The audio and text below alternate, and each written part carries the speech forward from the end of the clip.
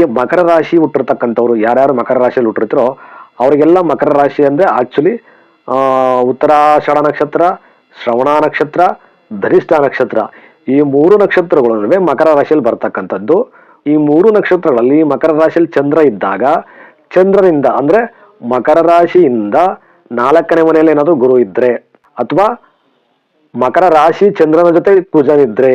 ಅಥವಾ ಮಕರ ರಾಶಿ ಚಂದ್ರನ ಜೊತೆ ಶನಿ ಇದ್ರೆ, ಮಕರ ರಾಶಿಯಲ್ಲೇ ಶನಿ ಇದ್ರೆ ನೋಡ್ಕೊಳ್ಳಿ ನಿಮ್ಮ ಜಾತಕದಲ್ಲಿ ಈ ತರ ಹುಟ್ಟಿರ್ತಕ್ಕಂಥ ವ್ಯಕ್ತಿಗಳಿಗೆ ಭೂಮಿ ಯೋಗ, ಸ್ವಂತ ಮನೆ ಯೋಗ, ಭೂಮಿಯಿಂದ ಲಾಭ ಆಗ್ತಕ್ಕಂಥದ್ದು, ಭೂಮಿ ಖರೀದಿ ಮಾಡ್ತಕ್ಕಂಥದ್ದು, ಪಿತ್ರಾರ್ಜಿತ ಆಸ್ತಿ ಬರ್ತಕ್ಕಂಥದ್ದು, ಭೂಮಿನ ಮಾರಿ ಹೆಚ್ಚು ಲಾಭ ಮಾಡ್ಕೊಳ್ತಕ್ಕಂಥದ್ದು ಇರಬಹುದು, ಭೂಮಿ ಖರೀದಿ ಮಾಡಿ ಕಮರ್ಷಿಯಲ್ ಆಗಿ ಡೆವಲಪ್ಮೆಂಟ್ ಆಗ್ತಕ್ಕಂಥದ್ದು ಇರಬಹುದು, ತಂದೆ ತಾಯಿ ಕಡೆಯಿಂದ ಆಸ್ತಿ ಬರ್ತಕ್ಕಂಥದ್ದು ಇರಬಹುದು, ಅಥವಾ ಮದುವೆ ನಂತರ ಹೆಂಡತಿ ಮನೆ ಕಡೆಯಿಂದ ಬರಬಹುದು, ಅಥವಾ ಹೆಣ್ಮಕ್ಳಿಗಾದ್ರೆ ಗಂಡನಿಂದ ತುಂಬಾ ಸೌಲಭ್ಯ ಆಗ್ತಕ್ಕಂಥ ಒಂದು ಫೆಸಿಲಿಟಿ ಸಹ ಭೂಮಿ ಯೋಗದ ವಿಚಾರವಾಗಿ ನಾನು ತಿಳಿಸ್ತಾ ಇರ್ತಕ್ಕಂಥದ್ದು. ಸೊ ಕಂಪ್ಲೀಟ್ ಆಗಿ ಮಕರ ರಾಶಿಯವರಿಗೆ ತಿಳಿಸ್ತಾ ಇರ್ತಕ್ಕಂಥ ವಿಚಾರ ಇದು.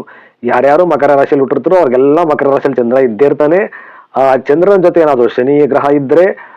ಚಂದ್ರನ ಜೊತೆ ಏನಾದ್ರು ಕುಜ ಗ್ರಹನಿದ್ರೆ, ಅಥವಾ ಯಾವುದೇ ಗ್ರಹ ಇಲ್ಲ ಚಂದ್ರ ಮಾತ್ರ ಇದ್ದಾನೆ, ಚಂದ್ರನಿಂದ 4ನೇ ಮನೇಲಿ ಗುರು ಇದ್ದು, ಚಂದ್ರನಿಂದ 5ನೇ ಮನೇಲಿ ಕುಜ ಶನಿ ಅಥವಾ ಗುರು ಇದ್ದು, ಅಥವಾ 4ರಲ್ಲಿ ಕುಜ ಅಥವಾ ಶನಿ ಇದ್ದು, ಅಥವಾ 7ರಲ್ಲಿ ಗುರು ಇದ್ರೆ, ಅಥವಾ 9ರಲ್ಲಿ ಗುರು ಅಥವಾ ಕುಜ ಅಥವಾ ಶನಿ ಇದ್ರೆ, ಅಥವಾ 10ರಲ್ಲಿ ಗುರು ಕುಜ ಶನಿ ಇದ್ರೆ, ಅಥವಾ 11ರಲ್ಲಿ ಗುರು ಕುಜ ಶನಿ ಇದ್ರೆ, ಈ 3 ಗ್ರಹಗಳಲ್ಲಿ ಯಾವ್ದಾದ್ರೂ ಒಂದು ಗ್ರಹ ಇದ್ರೂ ಸಹ ಆ ಗ್ರಹದ ದಶೆಯಲ್ಲಿ ಅಥವಾ ಆ ಗ್ರಹಗಳ ಭುಕ್ತಿಗಳಲ್ಲಿ ಖಂಡಿತವಾಗ್ಲು ನಿಮ್ಗೆ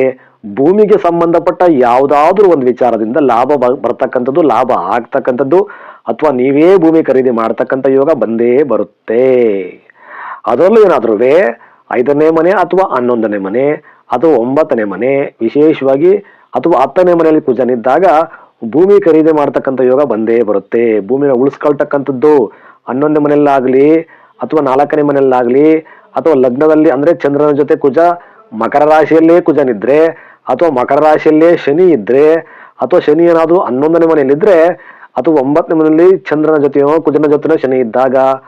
ಇರ್ತಕ್ಕಂಥ ಪಿತ್ರಾರ್ಜಿತ ಆಸ್ತಿನ ಉಳಿಸ್ಕೊಳ್ತಕ್ಕಂಥದ್ದು ಇರಬಹುದು, ಅಥವಾ ನೀವೇ ಸ್ವಂತವಾಗಿ ಸ್ವಲ್ಪ ಭೂಮಿನ ಖರೀದಿ ಮಾಡತಕ್ಕಂಥದ್ದು. ಈ ಎಲ್ಲಾ ರೀತಿಯಂತ ಒಂದು ಶುಭ ಯೋಗ ಅಥವಾ ಧನ ಯೋಗ, ಭೂಮಿ ಯೋಗ ಮಕರ ರಾಶಿವರೆಗೆ ಅದ್ಭುತವಾಗಿ ಕೂಡಿ ಬರುತ್ತೆ. ಅದರಲ್ಲೂ ಆ ಗ್ರಹಗಳ ದಶೆ ಬರಬೇಕು. ಫಾರ್ ಎಕ್ಸಾಂಪಲ್ ಉದಾಹರಣೆಗೆ ಮಕರ ರಾಶಿಯಲ್ಲಿ ಚಂದ್ರ ಏನಾದ್ರೂ ಉತ್ತರಾಷಾಢ ನಕ್ಷತ್ರ 4ನೇ ಪಾದದಲ್ಲಿದ್ರೆ ರವಿ ದಶೆ ಬಂದಾಗ ಆಗ ಕುಜ ಏನಾದ್ರು 4-5ರಲ್ಲಿದ್ರೆ ಭೂಮಿ ಖರೀದಿ ಮಾಡ್ತಕ್ಕಂಥ ಯೋಗ. ಇಲ್ಲಾಂದ್ರೆ ಚಂದ್ರ ಏನಾದ್ರು ಶ್ರವಣ ನಕ್ಷತ್ರದಲ್ಲಿದ್ದು ಸ್ವಂತ ನಕ್ಷತ್ರ ಶ್ರವಣ ನಕ್ಷತ್ರ ಚಂದ್ರನಿಗೆ